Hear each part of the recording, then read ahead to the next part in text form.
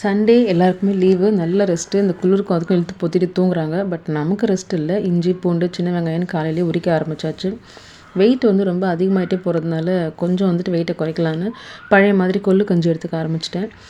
அதுக்கு வந்து வறுத்துட்ருக்கேன். ஒரு 1/2 கப் கொள்ளு, கொஞ்சமாக வெந்தயம் நல்லா செவக்க வறுத்துட்டு, பூண்டு கருவேப்பிலையை தனித்தனியாக வறுத்து எல்லாத்தையும் ஒன்றா பவுட்ரு பண்ணிக்கணும். பூண்டு மட்டும் பவுட்ரு அரைச்சி முடிச்சதுக்கப்புறமா கடைசியாக சேர்த்து பவுட்ரு பண்ணணும்.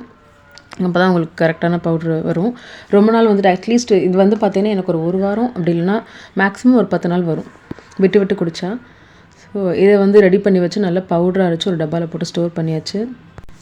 அண்ட் இதை எடுத்து வச்சதுக்கப்புறமா பேக் டு ரொட்டீன் கிச்சனுக்குள்ளே போயாச்சு. தூங்கி எந்திரிச்சு வந்தோடனே காஃபி டீ குடிச்சதுக்கப்புறமா சாப்பிட என்ன இருக்குது தான் கேட்குறாங்க. காலையிலேருந்தே ப்ரிப்ரேஷன்லாம் நடந்துட்டு இருந்தது. சிக்கன் 65 பெரட்டி வச்சுட்டு பிரியாணி செஞ்சுட்ருந்தேன். நானும் அம்மாவும் சேர்ந்து செஞ்சோம். பிரியாணி வந்துட்டு ஓரளவுக்கு ரெடி ஆகிடுச்சு.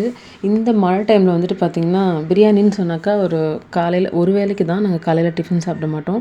இந்த பிரியாணி செஞ்சு ஒரு 11 மணி போல் சாப்பிட்டுட்டு மத்தியானத்துக்கு வந்து கொஞ்சமாக வந்து ரசம் வச்சு வெள்ளை சாதம் வச்சு தனியாக எடுத்து வச்சாச்சு. மத்தியானத்துக்கு இதை சாப்பிட்டதே வந்து மழையில் திம்முன்னு அடிச்சதுக்கப்புறம் எதுவுமே சாப்பிட பிடிக்கல. அண்ட் இந்த குளூரில் வந்துட்டு நல்லா பிரியாணி சாப்பிட்டு முடிச்சு பாத்திரத்தெல்லாம் தேய்ச்சி முடிச்சாச்சு. திரும்பியும் வந்துட்டு கிச்சனுக்குள்ளே போகவும் முடியல. ஸோ ஒரே வேலையாக லஞ்ச் எல்லாத்தையும் முடித்து தனியாக